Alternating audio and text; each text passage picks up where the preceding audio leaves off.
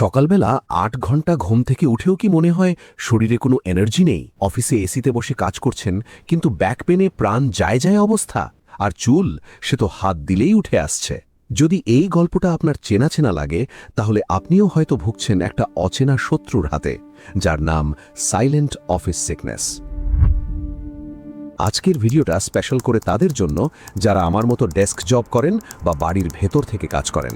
একটা ছোট্ট blood test আপনার জীবন পাল্টে দিতে পারে। তাই ভিডিওটা একটু স্কিপ না করে শেষ অবধি দেখুন। চলুন আপনাদের রূপার সাথে আলাপ করাই। বয়স ৩০, পেশা আইটি কর্মী। রূপার লাইফ একদম সেট। এসি ক্যাবে অফিস যায়, এসিতে বসে ৯ ঘন্টা কোডিং করে, আবার ক্যাবে বাড়ি ফেরে। কিন্তু রূপার লাইফে একটা বড় প্রবলেম। রোজ ৮ ঘন্টা ঘুমানোর পরও রূপা সবসময় ভীষণ ক্লান্ত ফিল করে। তার কোমরের নিচে সবসময় ব্যথা থাকে, আর গোছা গোছা চুল উঠছে। রূপা ভাবল, আমার বোধহয় থাইরয়েড বা আয়রনের প্রবলেম। ব্লাড টেস্ট হলো, কিন্তু কি অবাক, সব নর্মাল। রূপা ভাবতে শুরু করল, আমিও কি ডিপ্রেশনে ভুগছি, নাকি অফিসের অতিরিক্ত স্ট্রেসের জন্য আমার এরকম হচ্ছে? আসল ভিলেন কিন্তু স্ট্রেস ছিল না। একজন ভালো ডাক্তার তাকে দিলেন একটা নির্দিষ্ট টেস্ট, ভিটামিন D3 বা 25OH কোলেক্যালসিফেরল টেস্ট। রিপোর্ট আসার পর রূপা তো অবাক। তার লেভেল ছিল মাত্র ৯ ন্যানোগ্রাম পর মিলিলিটার। যেখানে নর্মাল লেভেল ৩০-এর ওপরে থাকা দরকার, সেখানে মাত্র ৯। এটা ভয়ানকভাবে কম। তখনই আসল সত্যিটা সামনে এলো। এবার আসি মেডিকেল লেসনে। যতই আমরা একে ভিটামিন ডি বলি না কেন, এটা শরীরে গিয়ে হরমোনের মতো কাজ করে। ভাবছেন তো হরমোন কি করে? সোজা ভাষায় বুঝিয়ে দিচ্ছি। আপনি রোজ যতই দুধ খান, ছানা খান বা দামি ক্যালসিয়াম ট্যাবলেট খান, শরীরে ভিটামিন ডি কম থাকলে ওই ক্যালসিয়ামটা ঠিকভাবে অ্যাবজর্ব হতে পারে না। ক্যালসিয়াম ঠিকভাবে অ্যাবজর্ব না হলে শরীর তখন হাড়ের ক্যালসিয়াম ভেঙে ব্যবহার করতে শুরু করে, যার ফল হাড়ে ব্যথা, মাসেলে ব্যথা, অতিরিক্ত ক্লান্তি আর চুল পড়া বাড়তে পারে। তাহলে উপায় কি? খুব সিম্পল, কিন্তু আমরা সবসময় এড়িয়ে যাই। ১ নম্বর, রোদ পোহানো। আমরা ভাবি জানলার কাঁচের পেছনে বসে রোদ পোহালেই কাজ হবে। একদম নয়। কাঁচ অতিবেগুনি রশ্মি বা ইউভি রেসকে ব্লক করে দেয়।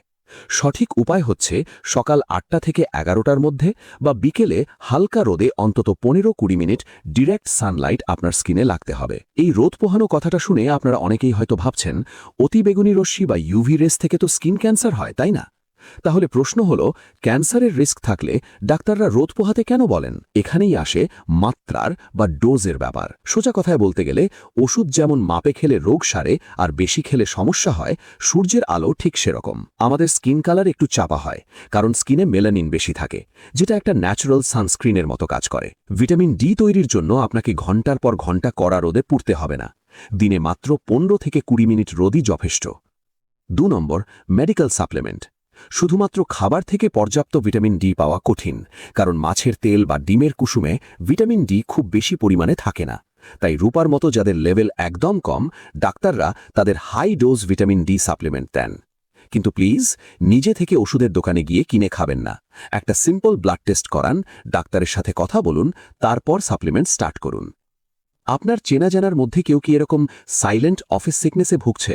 সব ঠিক থাকা সত্ত্বেও সবসময় ক্লান্ত লাগছে? তাহলে দেরি না করে আজই শেয়ার করুন এই ভিডিওটা তাদের সাথে। যাওয়ার আগে কমেন্ট সেকশনে আমাকে জানান, আপনি শেষ কবে মন খুলে রোদ্দুরে গিয়ে দাঁড়িয়েছিলেন। সত্যি কথা বলবেন কিন্তু। ভিডিওটা ইনফরমেটিভ লাগলে একটা লাইক করুন, আর এমনই সায়েন্টিফিক কিন্তু সহজ হেলথ টিপসের জন্য চ্যানেলটা সাবস্ক্রাইব করতে ভুলবেন না। ইজি হেলথ বাংলা, স্বাস্থ্য সচেতনতা আমাদের একমাত্র লক্ষ্য।